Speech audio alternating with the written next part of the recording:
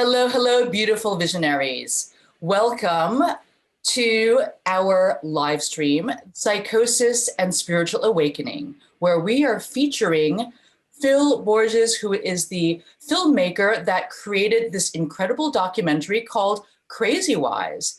Now, my name is Lorna. For those of you who are meeting me for the first time, I am the host of the Entheo Nation podcast, Plant Spirit Summit, and the founder of Plant Spirit School. And in this very special live interview with Phil Borges, who is a social documentary photographer and filmmaker, we're going to explore his work over the last 3 decades. Phil has been documenting Indigenous and tribal cultures and striving to create an understanding of the challenges that they face. Phil's work is exhibited in museums and galleries worldwide, and his latest documentary film, Crazy Wise, explores the deeper understandings of and effective approaches to psychological crisis. As you might be aware, the world has been in a tremendous psychological crisis with the COVID pandemic. At the same time, in addition to increased awareness of our global mental health crisis, science and the medical world is looking towards the promise of psychedelic medicines as a potential solution to addressing mental health and wellness in society. In this interview, Phil and I are going to talk about psychosis and spiritual awakening. And you will learn in our conversation what the fascinating relationship is between psychotic breaks from reality and the concept of spiritual awakening, especially in Indigenous cultures. We're also going to look at some of the parallels between what is in some Indigenous societies known as shamanic sickness and the parallel with what we know in our society as psychoticism. Thank you so much for joining us today, Phil. So good to be here, Lorna.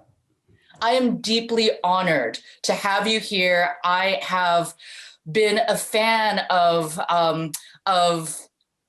people who spend time with Indigenous cultures in order to document their lives. And I know it brings upon, some challenges and also brings unexpected gifts. So I would love to hear from you, Phil. How is it that you embarked upon this path of being a social documentary photographer and filmmaker, and what led you to spend time with tribal societies?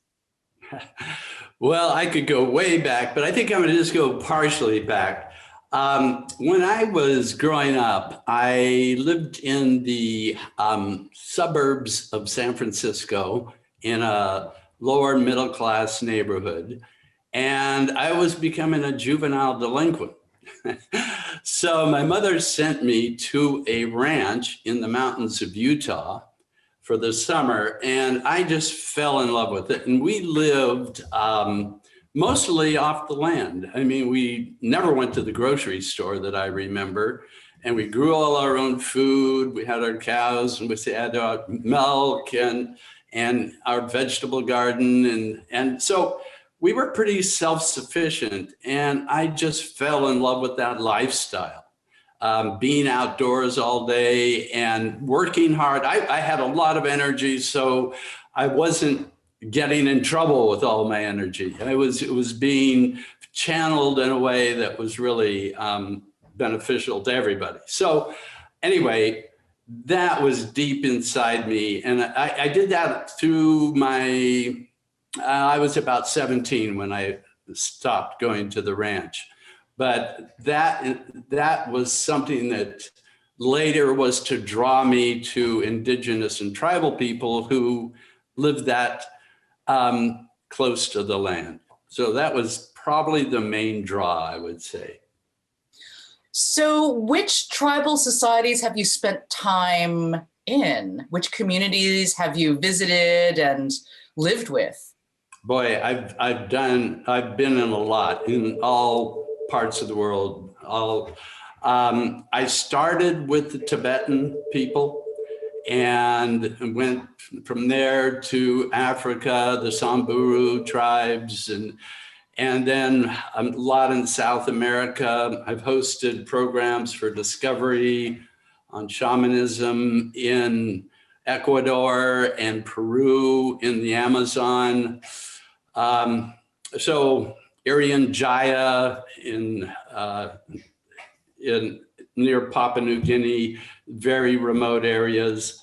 So the Arctic Circle, Central America, South America, tribal peoples in many places. I was mainly doing work for Amnesty International and the UN and various NGOs that were trying to help some of these tribal cultures withstand the onslaught from modernity. Many of the countries where they live, they're being overrun by people who want to use their land for logging or mining rights. And in the case of Tibet, you know, China wanted to take over that area, and they did in 1949 and have occupied it ever since. So there were a lot of these issues that I wanted to document. You know, I recently interviewed Bruce Perry, and when I hear about the different communities that you spent time with, it makes me think about the conversation I had with him. And so I want to ask you the same question that I asked Bruce, which is there any group of people, any community that you spent time with that was the most impactful experience for you, and why? Well, yeah, I would say where I started with the Tibetan people. It was, for me, it was such a eye-opener to go into this culture that was so steeped in their practice of meditation and compassion. And it was such a contrast, just flying into Delhi, New Delhi, and getting out of the plane and onto a bus and being accosted by all these people that wanted to carry your bag for money. And you know, it's just this chaotic thing. And making my way on up to Dharamsala, where the Tibetan community in exile right now lives, along with the Dalai Lama.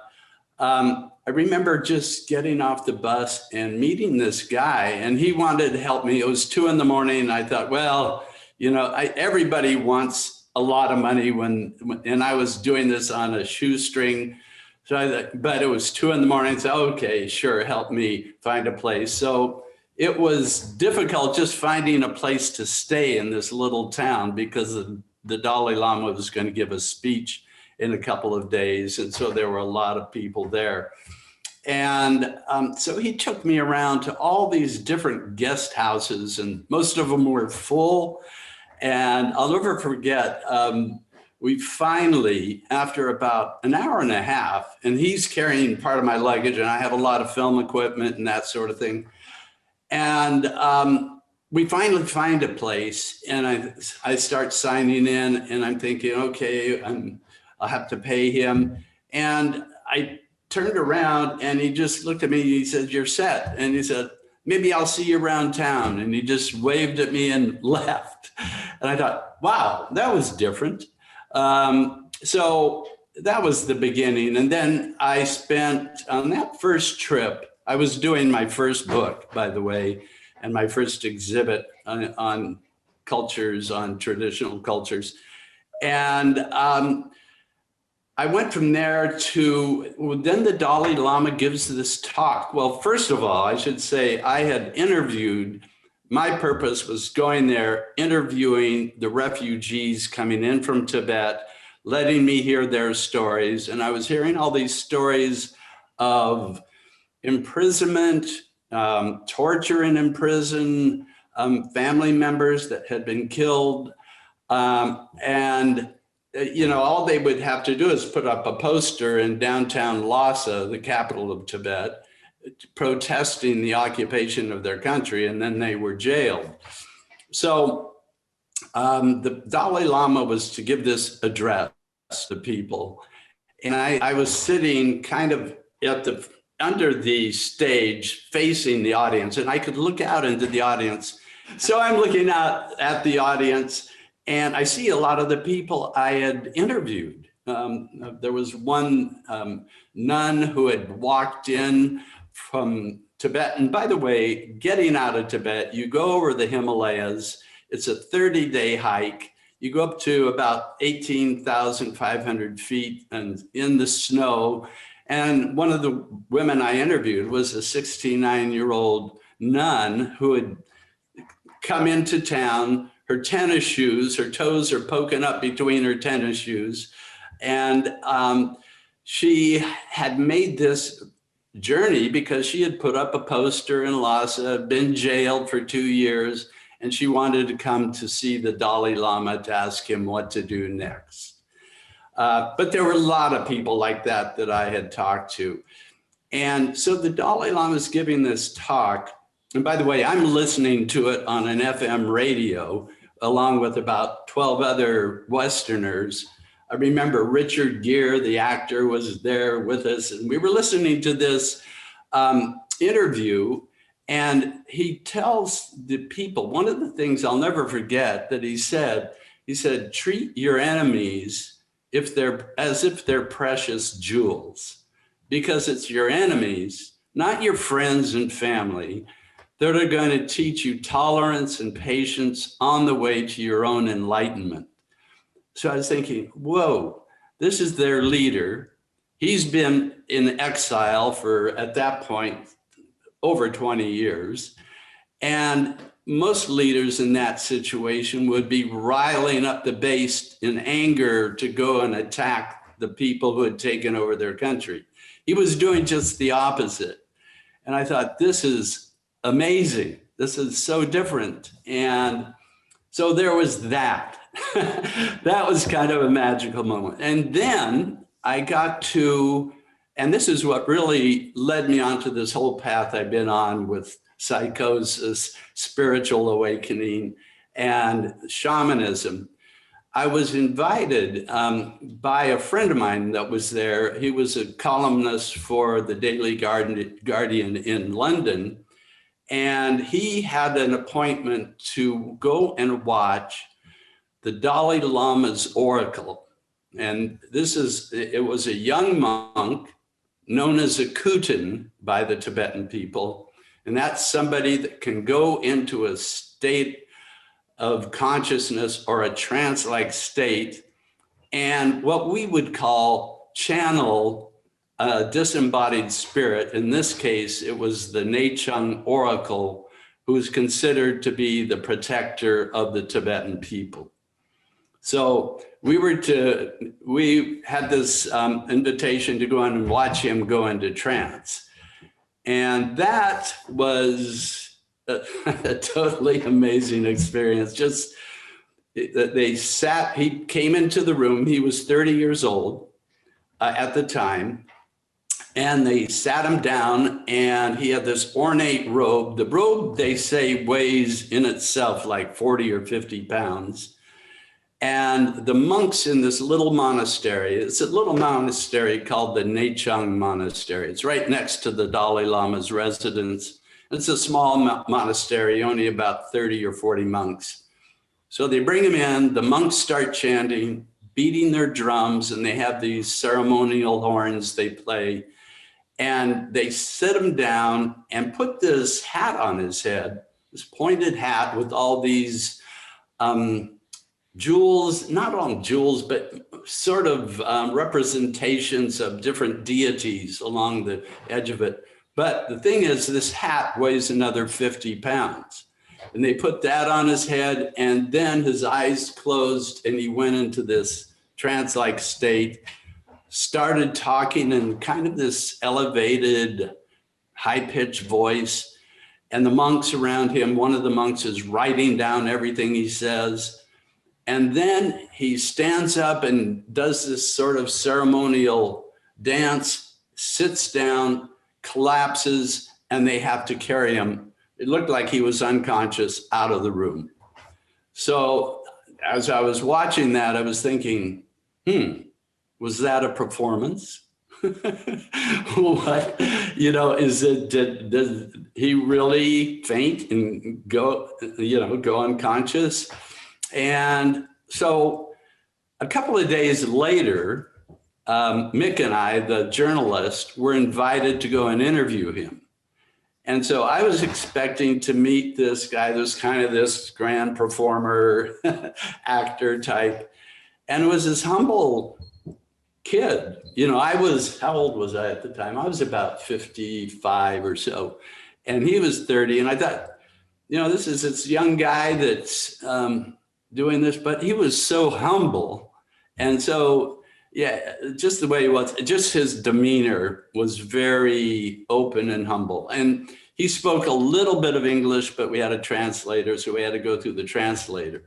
But anyway, the thing that really stood out to me was when we asked him, how did you become the Kujan? And he started describing these symptoms that he was going through. Personality shifts and changes, wild mood swings, hearing voices, having these visions, having these dreams at night that were just so incredible. Also, these, he described it as almost like electrical shocks going up his spine. And I've since learned they're called Kundalini awakenings. But anyway, he thought he was dying. And I've heard this from shaman in the cultures all over the world I visited since that time. But he thought he was dying. But the older monks around him took him aside and said they recognized his symptoms, that he had the potential and the sensitivity to become a Kujan. And that's how it started for him. They sent him to the Dalai Lama, and the Dalai Lama asked him, do you really want to do this? Because evidently it's a hard life. It isn't an easy path that they take. And the training, the initiation is very difficult. And he said, yes. And so he's now the Kujan. I last met him. So that was in 1994. So I last met him when I was doing the film Crazy Wise. We wanted to interview him again. There's a Nechung monastery, by the way, in Los Angeles. So I went down to Los Angeles and interviewed him again. He was 53 then, and still the main Kutan. There's several Kutans in the Tibetan culture, but he just happens to be the state. He's the one that channels the state oracle. Mm-hmm. So basically, he described a psychosis to me, and that was how they identified the person who has the sensitivity to be able to do that. Yes, you know, what's really fascinating is that many cultures have this type of orientation where, you know, what we in the West diagnose as psychosis. Many cultures, indigenous cultures, you know, like old cultures with long long-lasting shamanic traditions will recognize those attributes as gifts. So now I'm really intrigued by your documentary filmmaking and your latest documentary, Crazy Wise. I'd love for you to share with the audience, where else have you been where you have encountered this perspective, this phenomena of somebody having some type of expanded breakthrough state of consciousness, or Kundalini awakening, or symptoms that seem to be a spiritual crisis that then leads to the cultivation of one's gifts? Yeah. Well, I'll start listing and you can stop me when it goes on too long. So the next person I did meet, by the way, I was just doing this human rights story in Tibet. So there was another story I was doing up in northern Kenya with the Samburu people. And doing that, I met, I was doing that for Amnesty at the time. I met a woman, a 37-year-old woman in the Samburu tribe. She had 5 children. Her name was Sakulan. And she had the same story as the Kutan. I mean, she said, when I was 14 years old, I started having these visions. I started hearing voices. I was having fainting spells. My moods were all over the place. I thought I was dying. I've heard that so many times. And my grandmother took me aside and told me I had a special sensitivity. And she took me through the initiation. Unfortunately, at the time, I didn't know I was going to get into this more deeply. So I didn't ask, what was that initiation? How did she do it? And all that. But I know she was initiated because when I met her, she was the most important or the most well-known healer and what they called predictor, visionary in the Samburu tribe. And so I all of a sudden said, yeah, wow, this is the second time I heard this. So as I went around to different tribes, next I was in Mongolia, and they have a strong shamanic tradition. I decided when I go someplace doing a human rights story, I'm going to ask, who are your healers? Who are your visionaries? I'd love to talk with them. So as an aside to my human rights work, just as a hobby, more or less, I was meeting the shaman. So yeah, and the people in the movie, by the way, Namid is a shaman in Mongolia that had the same story. She would wander off into the woods and stay for days, and her parents were very worried about her. And a grandfather who was a shaman took her aside, told her she had these gifts, and took her through her initiation. And then from there, some of the others in Siberia, several women there, a lot of women I met as shaman, by the way, not all men. I would say at least half women, but in Siberia, they were all women.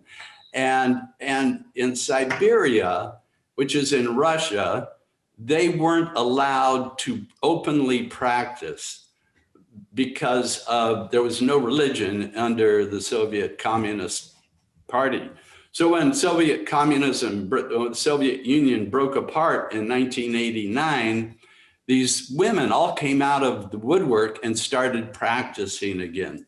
So I met 3 shaman there, and Linza was one of them that I really remember very well and had the same story. I should say that of all the shaman I met, they go into their trance-like states using different methods. But every single traditional tribal culture I've been in has someone who goes into altered states of consciousness to do their healing or visionary work. And so some of the interesting ones, of course, in the Amazon with the Rwani tribe and the Kofan and the Shuar, they all use plant medicines. They use typically ayahuasca in that part of the Amazon. In Mongolia, in many of the places I go, they use a drum. And in Mongolia, they have this big drum they put up next to their head, and on their head's almost inside the drum as they're drumming it. In Pakistan, a group right on the Afghan border called the Kalash. They're a very interesting tribal group. There's only 3,000 people left in this group, and they're surrounded by Islam. In Afghanistan and Pakistan, it's all Islam. But right on that border in the Northwest Frontier Province, there's this little group of animists. Anyway, their shaman, very unusual. They take and start a fire, burn juniper branches, sacrifice an animal, pour the blood of the animal over these smoldering branches. The shaman inhales the smoke until he goes into trance. So, and that was a very significant one for myself because I took my son, my 15-year-old son, on this trip. And this was in 2001, and we were in the Northwest Frontier Province of Pakistan. And people were asking us if we were in the CIA, and I thought, this is so strange. I've got a 15-year-old boy with me, and they're thinking we're CIA agents. But anyway, it's a long story, but I'll just say that a couple of months, I mean, we were there at the end of July. So we went into August, we got home in August. I had an opening of my Tibetan exhibit actually in Lower Broadway in New York. I flew back to that on September 8th, flew home on the 9th, and then 9/11 happened a day later. So it was very significant to be in that part of the world with my son, who almost died on the trip, and then have this happen. But anyway, there's different ways of going into trance. Yeah, were you able to experience some of these shamanic medicines yourself? And what was that experience like for you? Well, interesting you asked me that, because that happened on that trip to Pakistan. But prior to that, in Mongolia, I had one incident where a shaman wanted to do a ceremony for me. And I said, sure. And he went ahead and did it. He was in someone else's gur. They live in these little round tents called gurs. And something went wrong with his spirits, and they were not happy about what he was doing. He wasn't doing it in the right spirit, I guess you would say. Doing it for me, and he knew we were filming it, and it just wasn't right. And he actually fell on the floor and rolled out of this gur, and I thought he was injured, and turned out he was okay. But anyway, it was a lesson. Don't ask people to do a ceremony for you. All I really wanted to do is go in and ask them about how they were selected. That was the thing that was very interesting to me, and a little bit about their initiation. So anyway, back to Pakistan.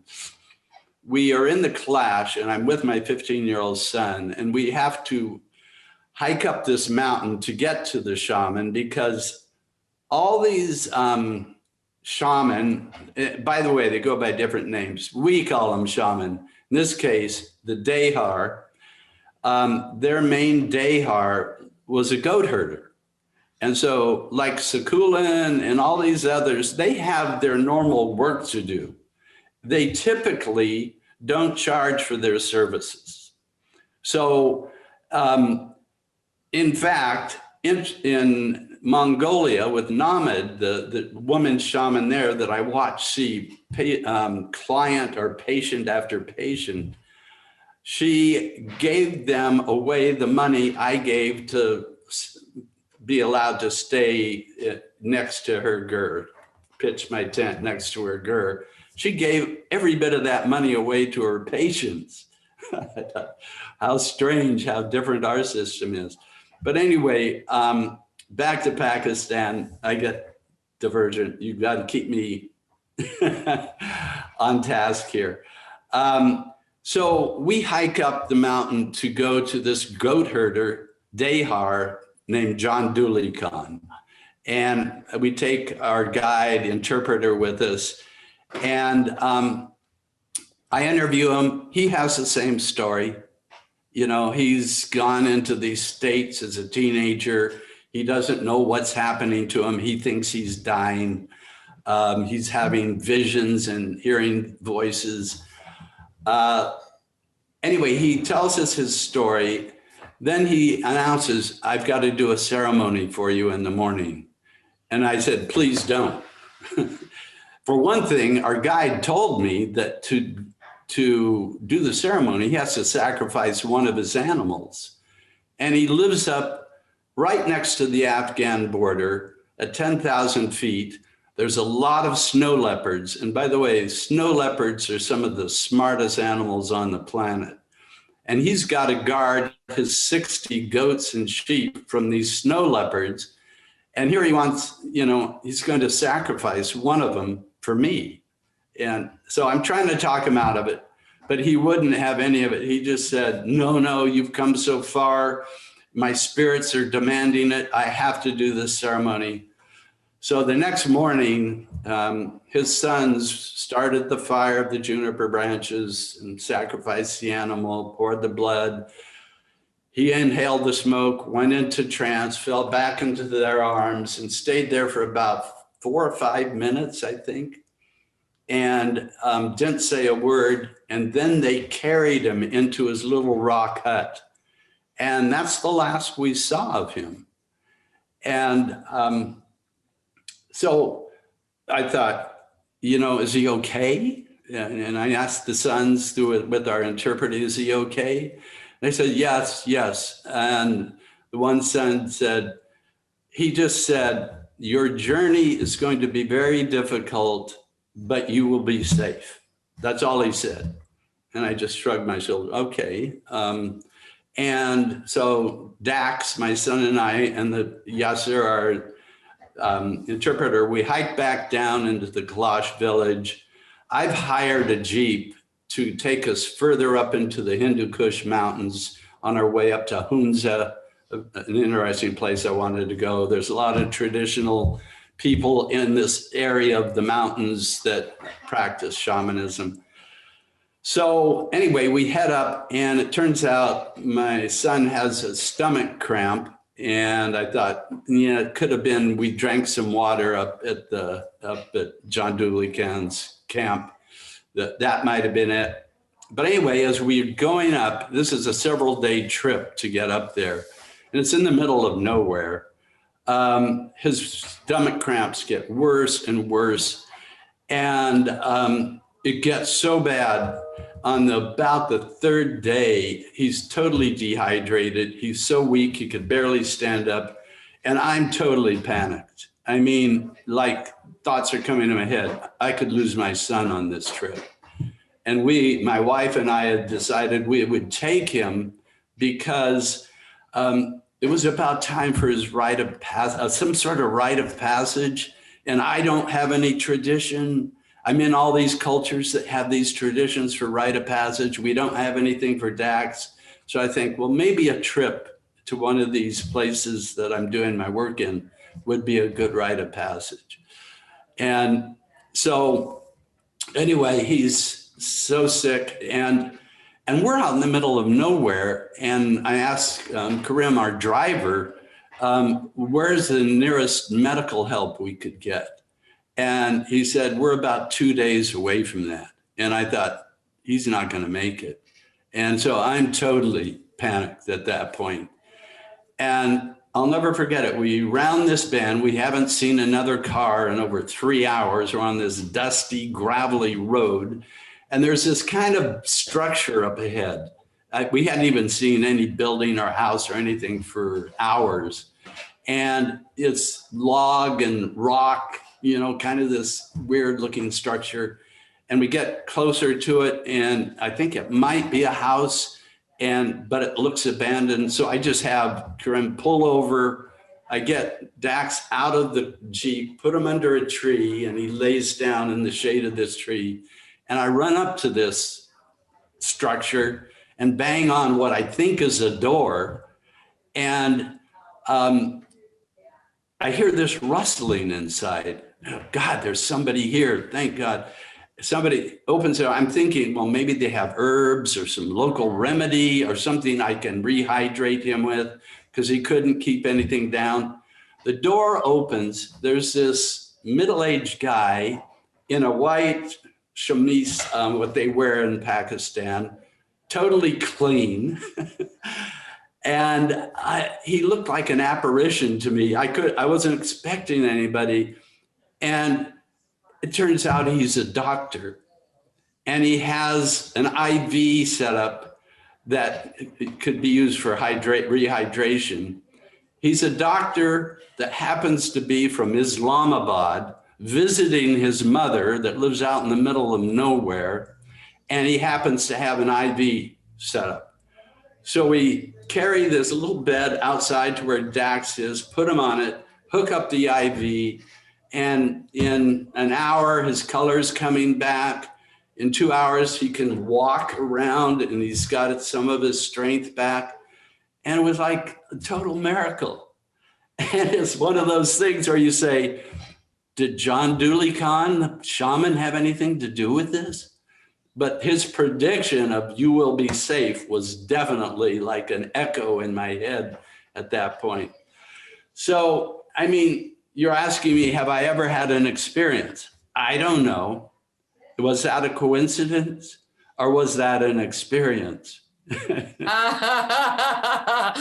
Indeed, indeed. So, yes, there's quite a few questions that I would love to ask you with regards to your perspective on the psychedelic renaissance and what's happening, and how this how your work might influence your thoughts about this phenomena. But before we hop into those questions, I'd love to ask for you to clarify, how do you define the difference between shamanic sickness and spiritual awakening? Well, I mean, after I do all this work, human rights work, I've interviewed maybe 40, 45, 50 shaman at this point.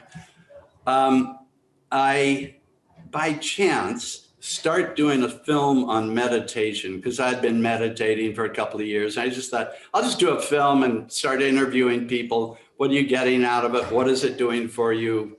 And that sort of thing.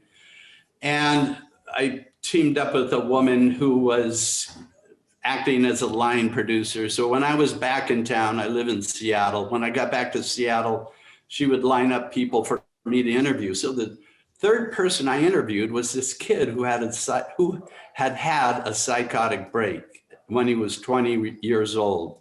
He was 25 when I met him, but he had gone through 4 years of heavy duty psychiatric medications. Depakote he started on. He was taking 15 pills a day.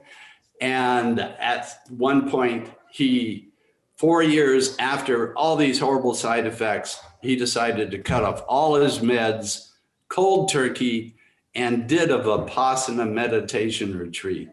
So I thought, man, this guy's interesting. I'll start following him for a while. So I started interviewing him every 2 to 3 weeks. And he turned out to be our main subject in this film, Crazy Wise. That's where it started. I became totally, when you do a documentary film, it's like, taking almost a PhD course in the subject. You have to dive in and start interviewing psychologists, psychiatrists, mental health workers, social workers, the people that work with our mental health community. And I found out the huge crisis we were in, number one. And I found out that there's this whole group of people that have suffered a psychological crisis. Some have had it labeled, some of them stayed away from the biomedical approach totally. But their symptoms in the beginning were feelings of, it's kind of ineffable. They have a hard time describing it. I felt like I was everything and yet nothing. I felt total unity. I felt connected to everyone and everything. I couldn't tell where my body ended and everything else began. But they described this feeling of connectedness. That's what I kind of classify it into, that profound feeling of being connected. Their sensitivity went up. Everything was much more vibrant and colorful. What they heard was just like they would listen to music and they would hear it like they've never heard before. Their creativity would go up. Their suggestibility would also go up. Their sense of time totally distorted. A lot of those things are similar to a psychedelic experience. Yeah, I was going to ask you, that sounds like being on a psychedelic journey. And this is considered to be a psychotic break in the Western perspective? Yes, and what happens, and I'm convinced of this now, is they get frightened at somewhere because it's, and I've looked into the neuroscience. If you want to get into that, it's fascinating. It really explains what's going on. And this new neuroscientific explosion around psychedelics that's gone on has taught us so much about a certain network in the brain. But anyway, I kind of lost my train of thought, but that experience that they're going to, these people that have been diagnosed, or some of them that haven't, have just stayed quiet while they've gone through it, they usually get frightened by the people around them that love them the most, because they're talking about things that are going on in their head that the normal person doesn't experience. And this feeling of unity, this, all their experiences, as they talk about it, their loved ones get nervous and frightened that they're going mad. And that in itself does a lot of damage, because when you have people around you telling you you're crazy, or you may be going crazy, or they're frightened for your well-being, you're so suggestible in that state, you take that fear on, and pretty soon that fear starts to manifest at what was an ego dissolution to an ego inflamement. And it comes back in the form of paranoia. I am so important that everybody's watching me. The CIA has my bedroom monitored, or delusions of grandeur. You know, I've witnessed things that nobody else knows. I'm here to save the world. So it can go into this ego inflation versus what a real spiritual journey now in my mind is an ego softening. Your ego boundaries start softening. So you feel more compassion and empathy for everyone and everything around you. And so that's the problem with the psychosis. Our culture does not know what's going on. And so more and more people are becoming aware now. But when I did this film, I realized there's a whole movement of people out there saying this has to be supported and classified for what it is. It's an opening that, yes, it's very scary, and we could go into the neuroscience around that to show you why it's very scary. But with understanding, support, much like the shamans get, they get an older mentor that is usually another shaman who's been through it. They know what that feeling is. They know how to handle it. But we typically give them, you know, somebody who's read in books how to classify what these symptoms are like, and then the medications that you're supposed to give that address it. And by the way, I'm not totally against medications. A person in a crisis, especially in our culture, that hasn't slept for 4 days needs some medication. But to use them long-term to solve this problem is not only very harmful to the body. It's proven people that do stay on them for a lifetime live about 20 years less than an average person. It's not only harmful for the body, but it cuts off this process of opening that, if handled correctly, can take the person to a higher level of awareness and functioning. So. Yeah, that's very well said. I would agree with you in the sense that, you know, our Western paradigm is so limited in terms of what we accept as normal within the human consciousness experience. So, you know, if the predominant framework is that these extrasensory experiences is considered to be abnormal, and the treatment or the way to address that is mind-numbing medications and emotion-numbing medications, it actually denies the full range of the human experience, and also it denies the traumatic impacts of our own society on humans. I mean, our culture is traumatic. Our societies are violent, and this capitalistic system is dystopic for so many people. And our human, our biological, bodies are not adapted to these really artificial ways of living. And it's not surprising to me to see that, this mental health crisis that we're in is so much of it is created by our own culture. And if we could recognize that and have other ways have ways of acknowledging that and ways of addressing a very natural response to the stresses of modern civilization in ways that are different from meds. This is what I hope we'll be able to create more of. And so this brings in the psychedelic renaissance and the increase in interest in the promise of psychedelic medicines to address mental health issues. Do you see the growth or the emergence of psychedelic assisted therapists and coaches as the new shamans of the modern era? I don't know if I would go that far. Yes, I definitely, the fact that we have people being trained to support people.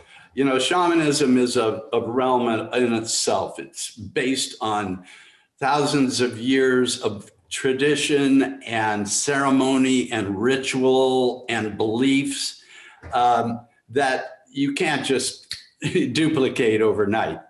But we can learn a lot from that system and take from it and know that it's not just the psychedelic medicine itself, but it's the ritual around it. It's the set and setting, and set being what you want to accomplish when you go into one of these states or take the psychedelic, the setting.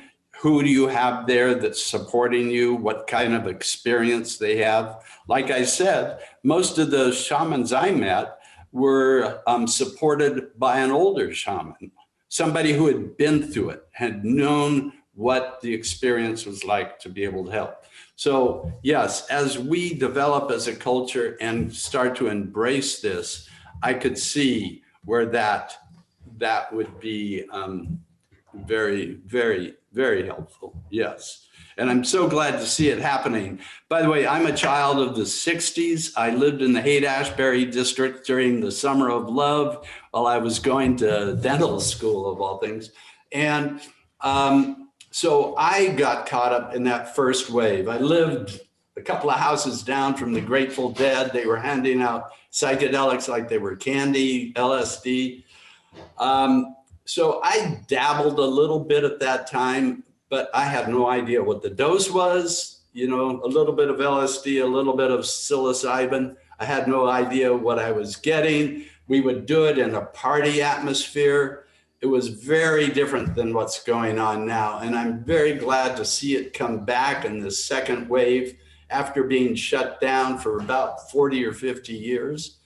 And now it's being done in a much more responsible way. I think the popularity is growing so fast right now that we do have the danger of, there's money to be made here. And that always interferes with the intent of using these medicines. So, I'm very hopeful. And I love the research that's coming out of the universities. I've done a lot of interviews with the people over at Imperial College in London, and what's going on over here at Johns Hopkins and UC. It's all over now. And I mean, every university is starting to get into it. And I think it's wonderful. And I think with the caveat that we have to be careful because especially what you want to talk about, the whole vetting process of who are these people that are going to be our guides in doing this. Yeah. So, when you have a shamanic lineage, as you mentioned, there is a system of initiations, apprenticeship, training. There's somebody older, more experienced that's guiding the apprentice. And if you are, in a lineage, you probably not only have elders, but you have peers. And there's this continuation of and evolution of wisdom and practice. Many of the ways in which the shamans might work with their tools, rituals, and medicines adapt and shift with the changing times. And so what's very interesting now is just this increasing, I guess, service marketplace that has emerged. And it's sometimes really difficult to know who is actually safe, qualified, and good.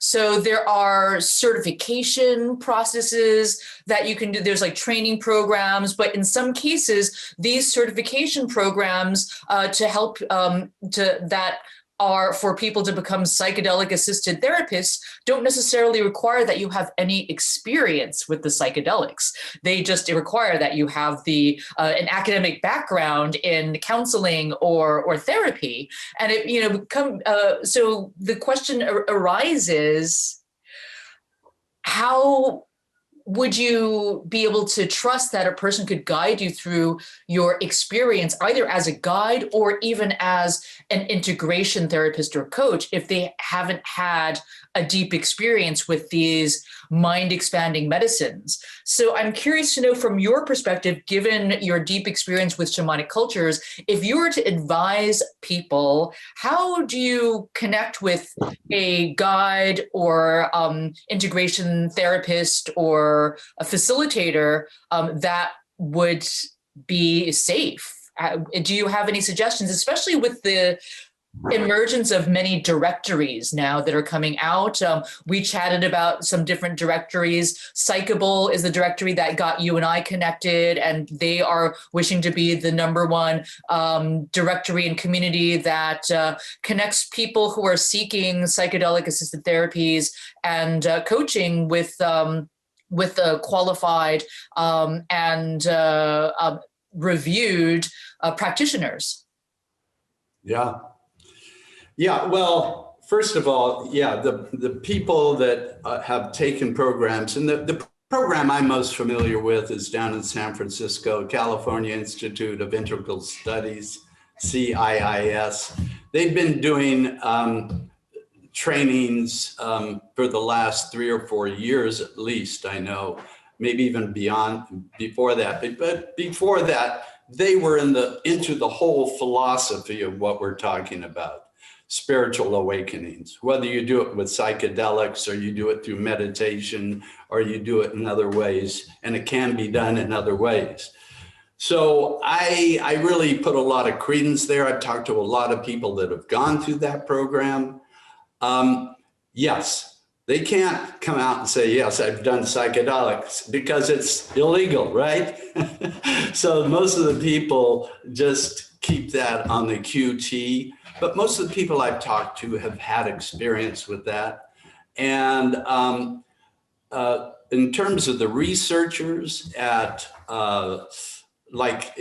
in Imperial College in London, I know I've asked them, you're there doing psychedelic therapy, mostly for treatment-resistant depression, end-of-life anxieties, that type of thing. And they go over to Amsterdam where it's legal. And they say, yeah, we did it, but we had to do it legally. We went over to Amsterdam and did it.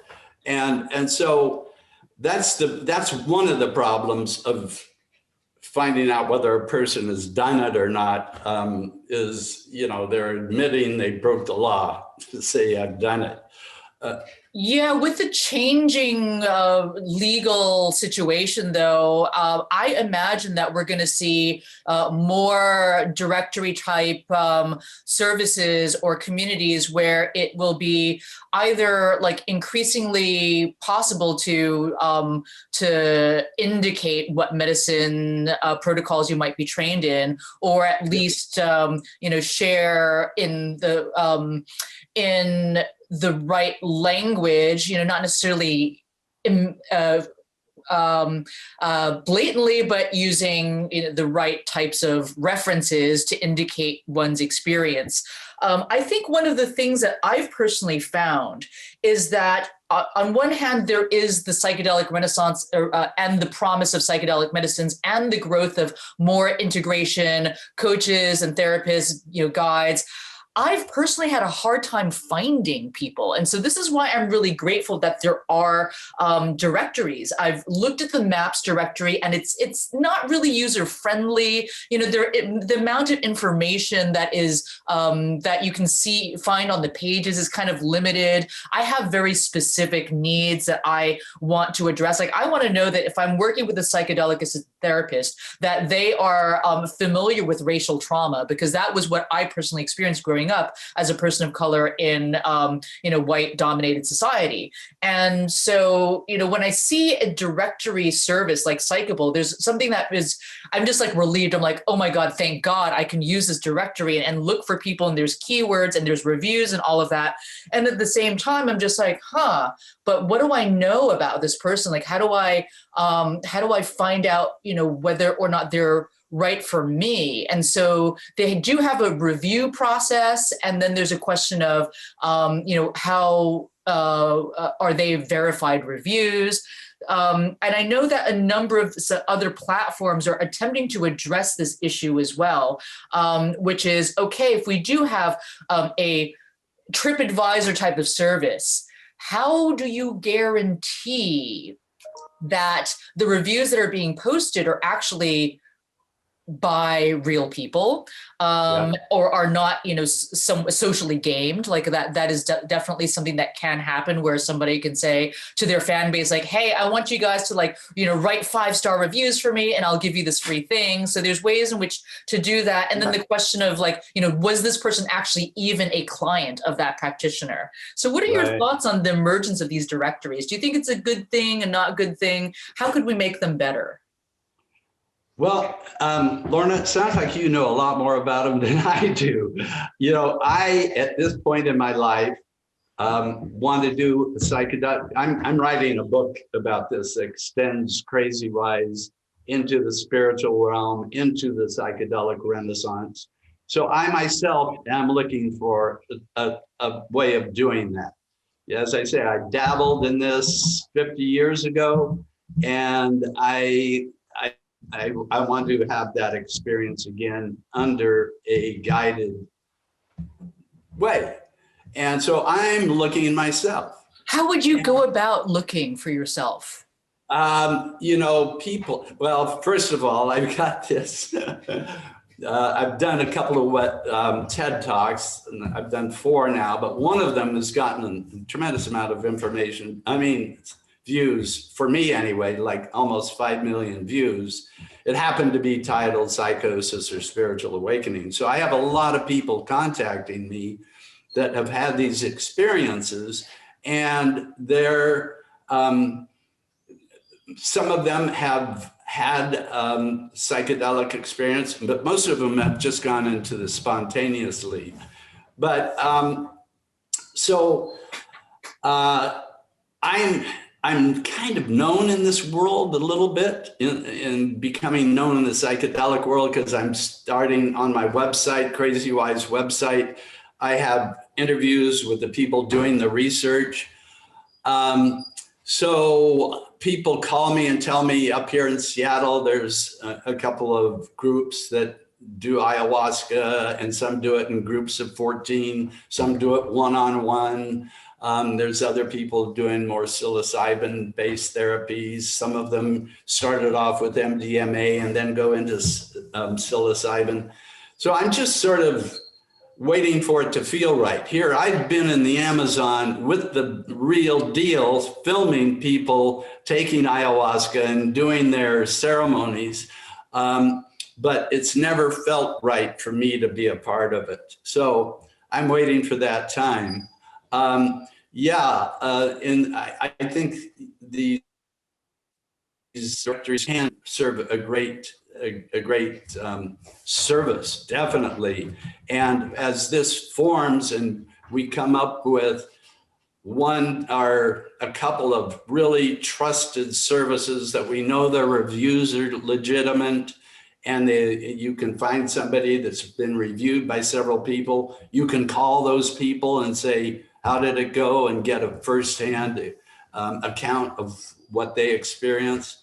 So yeah, I really applaud people like Psychable who are doing this, starting it off. But that's as much as I know. That's all I can tell you. Yeah, it'll be interesting to see, where things evolve. And then there's the question of, do you have somebody that vets all the reviews, and then it's like that person has, the editorial power and agency to determine, who appears and who doesn't appears. And so, it's an interesting world we're in. I think we're also collectively writing the rules as we go along. But I am hopeful. That it is that a psychedelic medicine can reach more people who need it, especially when administered safely, responsibly, and with integrity. So I want to just mention that we are pretty much close to the end of our time together. I want to ask you, Phil, do you have some time to field some questions? Yeah. But can I say one thing about psychedelics real quickly? And I didn't have time to get into the neuroscience of this, but it's really fascinating. Yes, let's talk about that and then shift into questions. Could you perhaps go for another 25 minutes? Yeah. Okay, great. Okay, so the neuroscience. In the 90s, a method of measuring blood flow in the brain happened, and it was fMRI imaging, functional magnetic resonance imaging. And it allowed us to look at the brain dynamically while it was doing things. So if a person was in a certain state or a certain feeling or conceiving an abstract thought, you could look at the brain and see what's happening. And in 2001, this network was discovered. It's called the default mode network, and I'm sure you've heard of it. It's pretty much talked about in psychedelic circles now. And that network was so interesting. You could start looking at the brain and seeing how different parts of the brain work together to do very complex things. Like we knew for years that part of the brain was visual, and that's an occipital area, part was auditory, part was motor. But now seeing these different parts work together to do things like our sense of time, our sense of self, our ego, to actually be able to look at the part of the brain where those concepts have been built and are held. And so it became very fascinating, and psychedelics, by the way, have been an immense boon to the discovery of how these parts of the brain work and what they do. So basically, the things like, and there's a lot of similar things, a psychosis, deep meditation. They put people into these fMRI machines that have meditated for years, like a Tibetan monk.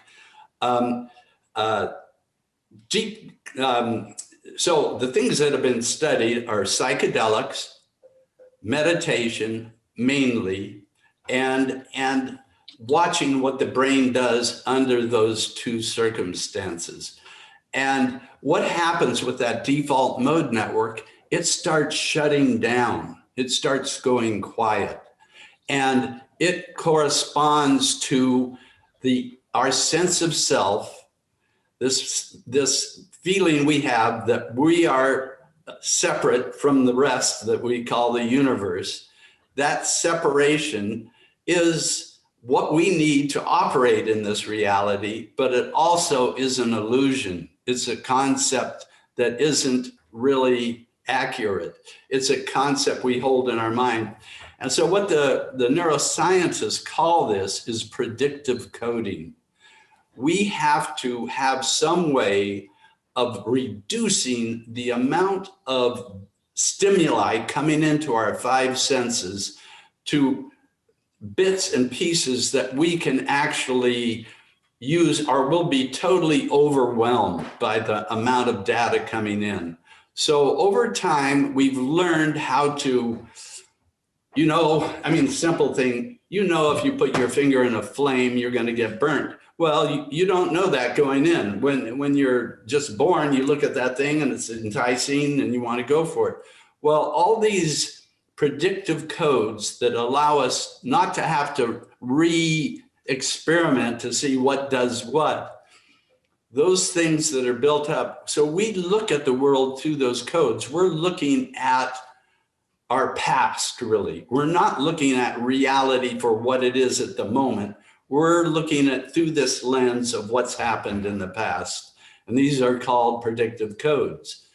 One of the biggest predictive codes is our sense of self as being separate.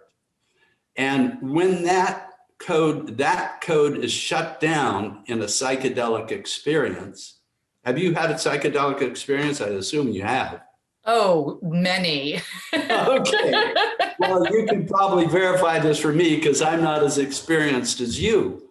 When that starts shutting down, you start getting a whole different take on reality and your place in the universe. Is that true? Well, one of the common experiences I have, and I mostly, work with ayahuasca as part of my spiritual path, is I have a sense that when I go into a deep ayahuasca journey, that I'm entering into a place that is outside of time and space, that is eternal, that is where I have been and always will be, and that my human life is a really strange dream, an illusion. And that has happened to me so many times already that it's interesting, and it's very Buddhist, actually. So, I spent 10 years in deep immersion into Tibetan Buddhism, and I lived for 3 years in a Tibetan Buddhist meditation center in Berkeley. Wow. And I've also traveled to Tibet, Nepal, and India to work with the Tibetan communities in exile. And there's so much similarity between the Tibetan Buddhist understanding of the mind, and especially Bardo states, and the psychedelic experience and the emergence and dissolution of phenomena. So I'm, always amazed by just the overlap between these two systems of understanding phenomena. Yeah. Well, I should be asking you the questions. We should be in different chairs. But so you mentioned a couple of things. Your sense of time gets totally distorted. That's also one of these predictive codes, evidently. The people I've talked to and the people that are interested about this, Anil Seth over in England, a neuroscientist, PhD neuroscientist, talks about this reality being a controlled hallucination, really. But I guess the thing I would want to say is that if you take all the mental health issues out there, I put them into two camps. One, you have the psychoses, bipolar, schizoaffective, schizophrenia, and then you have this other group, depression, eating disorders, end-of-life anxiety, PTSD. Those are affected very differently by psychedelics. And the ones like, let's take depression, where this default mode network is very strong. And it allows a person to stay in these stuck loops of negative thinking, especially if you look at the world in a little darker way and look at yourself in a very judgmental way, and you stay in that loop. It can build on itself and lead to very dark places. And you get your addictions, your depressions, your eating disorders where you think you're fat even though you're wasting away. Those are very much helped by psychedelics, because what the psychedelic does is drops all those predictive codes, all those mental thoughts that are stuck, and opens you up to other possibilities. And the thing about the psychedelic experience is once you get that opening, aha, maybe I'm not as bad, or maybe things aren't as bad as I'm thinking right now, and you're opened up a bit. And then you come down from that trip. What they've discovered in the trials is the depression will start coming back in about 3 to 4 months in 80% of the people. So what you need is, with that peak at what it could be, your mental state could be, you need integration to help you ground that in yourself and become a habitual part of your mental functioning. So that's the thing. Psychedelics are a great peek at and loosening up of some rusted pathways that have gotten stuck. It's a great tool for that, but it isn't a panacea. It needs to be worked with, and that's where a good therapist that's working with you is excellent for that. The other thing is, with the psychoses, I've met many people that have gone into psychosis during extreme meditation retreats. The meditation also drops, like the psychedelic, that default mode network. And what a person in psychosis typically needs, and what the shaman learns, is how to come back, how to go into trance, how to get out there and go into that altered state, but how to come back and work in this reality. So what they need mostly is grounding techniques. How do you ground from being way out there? And a person that's gone into psychosis, it's like taking LSD, but you don't know when it's going to end. You don't know it's going to be over in 12 hours or in your whole life. And all those predictive codes that you rely on have started to disappear. Your sense of self, maybe, your sense of time, all this, all the things you need to operate in our reality are being suppressed. So I just wanted to make that point about those two types of mental disturbance, and they react very differently to psychedelics. Not that a person can't benefit that's had a psychosis from a psychedelic experience with somebody that's very experienced in it, but you have to be very careful. You even have to be very careful in signing up for a meditation retreat. And most, like the Vipassana retreat centers, they know that. And they'll say, if you've ever had a tendency towards a psychosis, you better not try this. So, because they don't have the people there to handle it if you start getting out there. Wow. Yeah. Thank you so much for sharing that. And yeah, absolutely. What you said, even about meditation, it can trigger those altered states of consciousness. Well, I would love to shift into questions right now. May I start fielding questions from the audience, please, Phil? Oh, of course. Awesome. Okay. So we have a few minutes left, and I know that people are just, dying to ask you questions about, psychosis and spiritual awakening and how to deal with it. So here's a question from the Q&A section, which is anonymous. How can someone navigate psychedelic experience without getting trapped in the psychosis and integrating the most important enlightening aspects? How can someone manifest a better reality by incorporating psychedelics as a catalyst to do so? Would you have any insight on that? How can you use psychedelics to catalyze a spiritual growth experience? Yeah, I guess if I were to condense that question, that seems like a good way to do that. Yeah, I think it's an excellent way. I think I'm wanting to do it, right? I'm a guy that has just done a lot of interviews of people, so I'm getting everything secondhand. I know, I'm 78 years old now, so I've gone through a bit of life, and I've been able to improve, just by being a better person.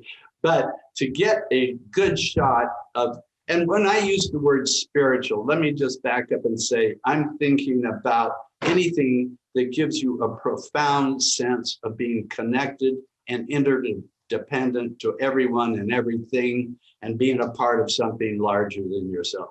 That's the way I'm using the word spiritual. So to have that type of an experience and get a little booster shot up, I think, yeah, psychedelics are a great way to do that, because it does soften your ego boundaries. And listen, we're in a culture that is built around the ego. I mean, look at our values: wealth, celebrity, status, power. Those are really anti-spiritual values. And so we're in this sea of values that work against, in a way, what we're trying to achieve: more compassion and understanding, more empathy, more feeling of being a part of everything instead of separate, and you're in that camp and I'm in this camp. So, but yes, to answer the question, I think psychedelics in the right hands with the right guidance are a great way of doing that. And that's why I'm trying to do it. Wonderful. So here's another question from the QA. I've noticed that there is a fear in communities around ecstatic holotropic breathwork and plant medicine around allowing people who have had a previous experience of psychosis and schizophrenia to participate. Phil, you mentioned in these indigenous communities that people who experience psychotic symptoms are then initiated and brought into using consciousness-altering methods and rituals. What are your thoughts around allowing people with a history of psychosis to use these psychotechnologies? Yeah, well, that's a very good question. And, as I say, in these communities, like, for instance, the one I'll mention is the Rawani in the Ecuadorian Amazon. They have these ceremonies and rituals that they practice for centuries. And they're usually led by the elders of the community.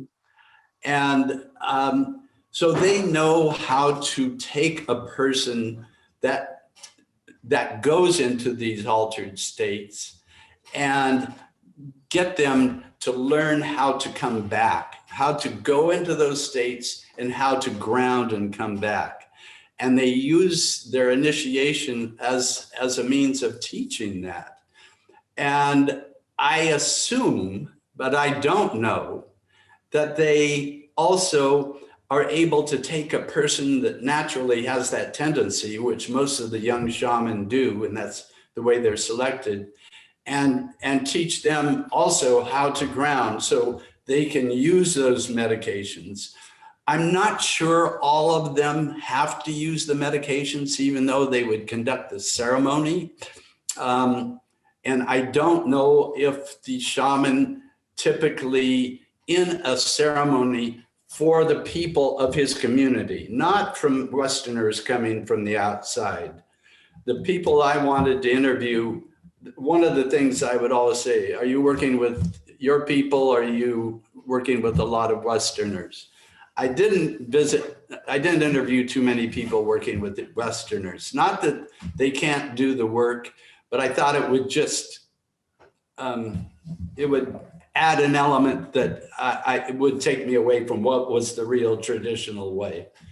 And so I would assume that as you learn how to, as a shaman, go into those states and come back out of them, that you could handle taking psychedelic medicines and not be affected negatively.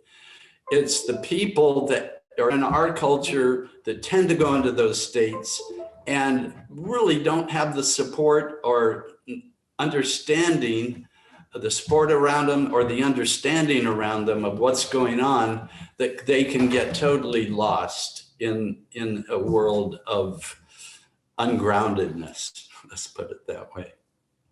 Yeah, thank you so much for raising awareness about that. Yeah, one of the ways the conversations around the importance of integration that's been happening is, well, shamanic societies, their life isn't integration, because these practices and these ways of working with altered states and psychedelic medicines have been part of their culture for a long time. So, in the West, we Westerners need the integration because our lives are not integrative of these practices and modalities. And so I would say that if one is interested in, pursuing a psychedelic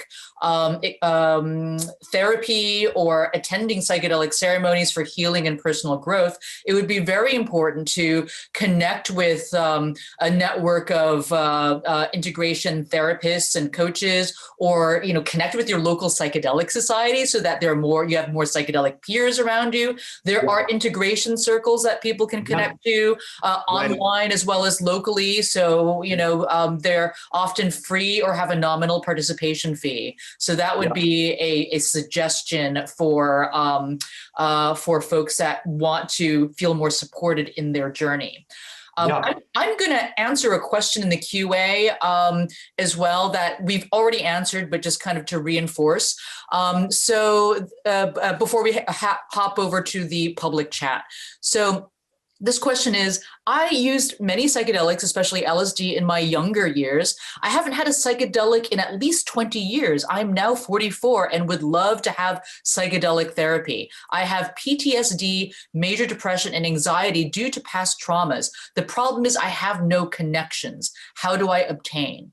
So, what I would suggest is, as we mentioned during this conversation, there are numerous directories of psychedelic coaches and therapists. Some of those are deeply vetted. Others are, have a much lighter vetting process or no vetting process. Psychable is a new directory that is wishing to be the #1 resource for people that are seeking psychedelic assisted therapy and coaching. There is the MAPS psychedelic therapist and coach directory. That's been around for a number of years.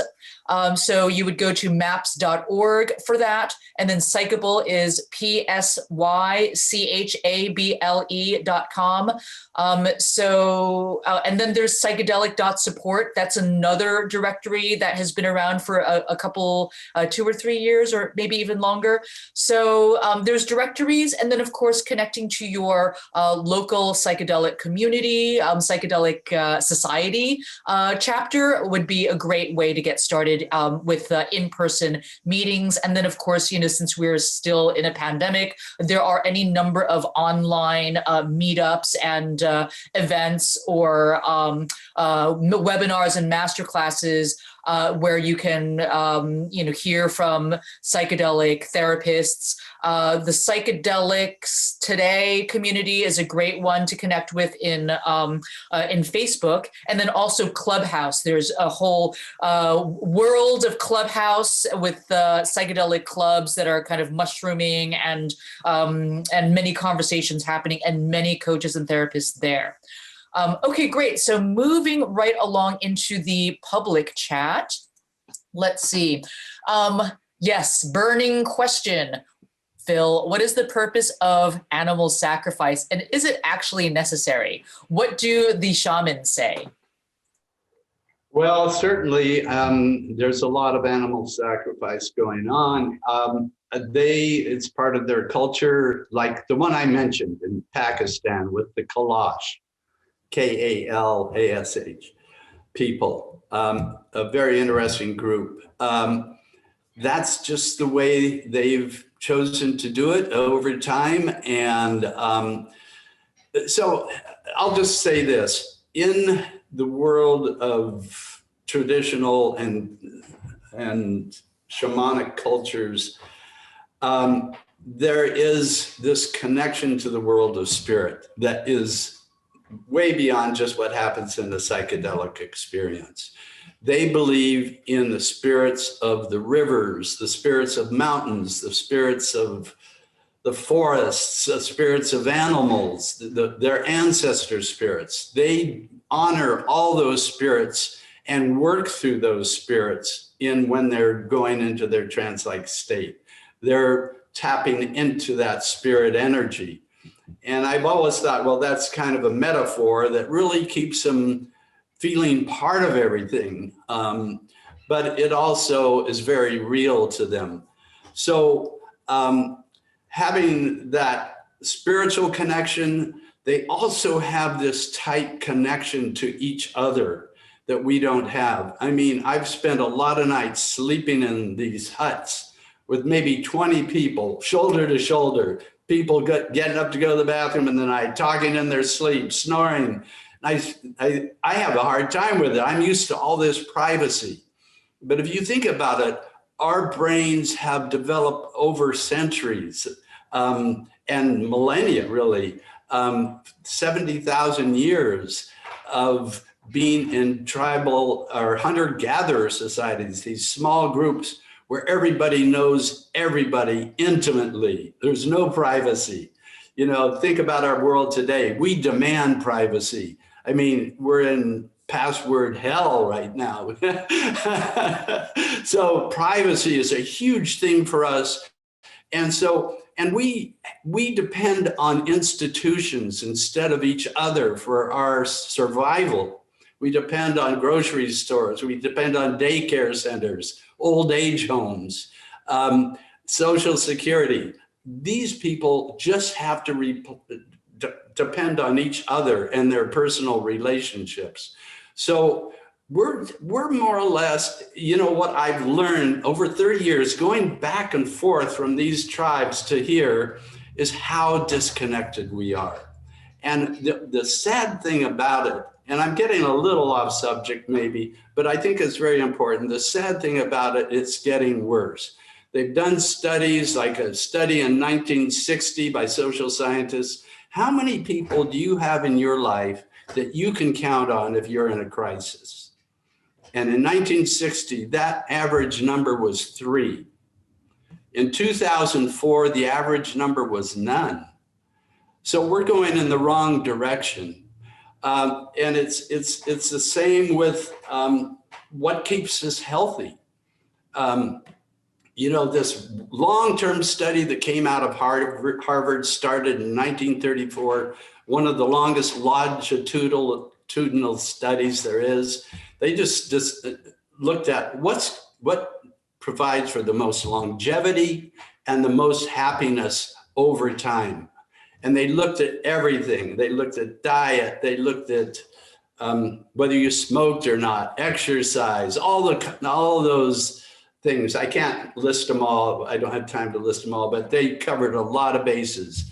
And the one that came out on top after 80 years in this survey is how many social connections, the strength of your social connections. How much do you care about others? Those two things came up on top when it came to predicting longevity and health while you were alive.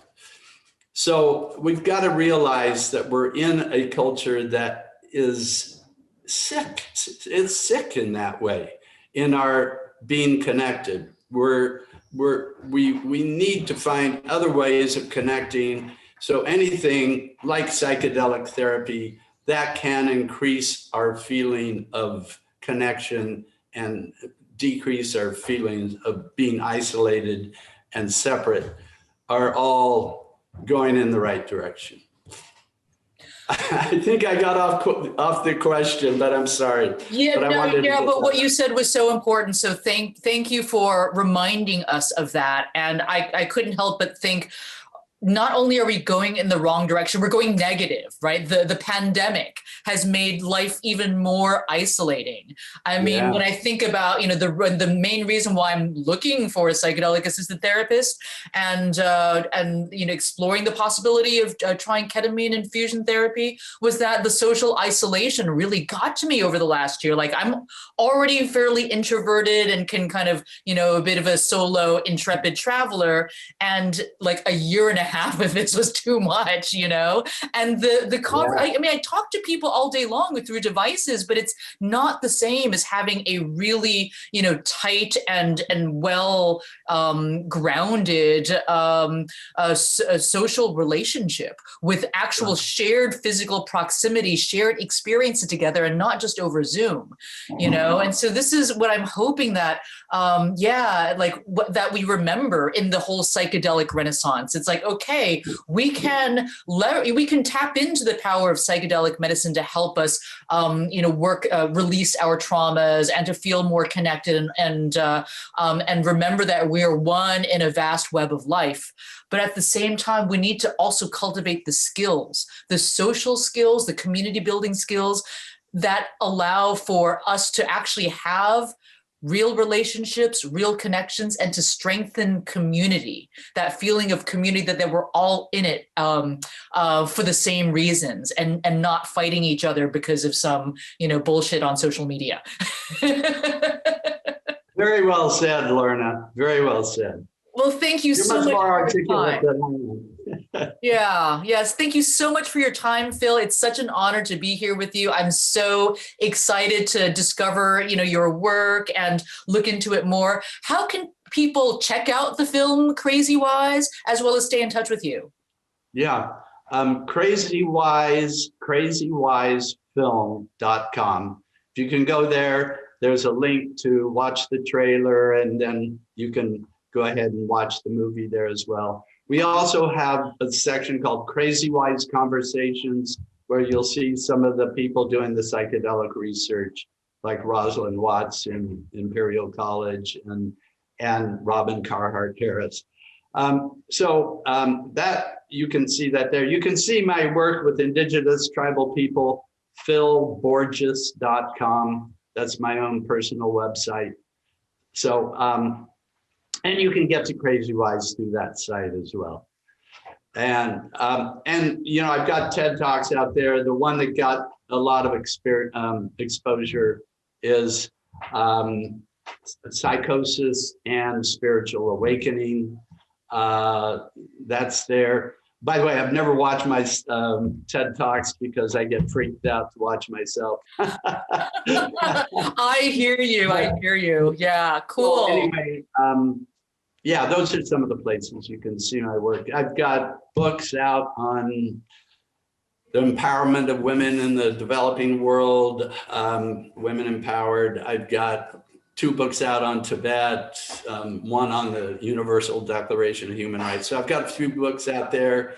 My work is in galleries all over the place. So my photographs, and so there's a lot of places you can find. Wow. Well, what an inspiration. Thank you so much for your commitment, your dedication to documenting this world, these cultures, and reminding us that there's so much more to life than what we have been told is reality.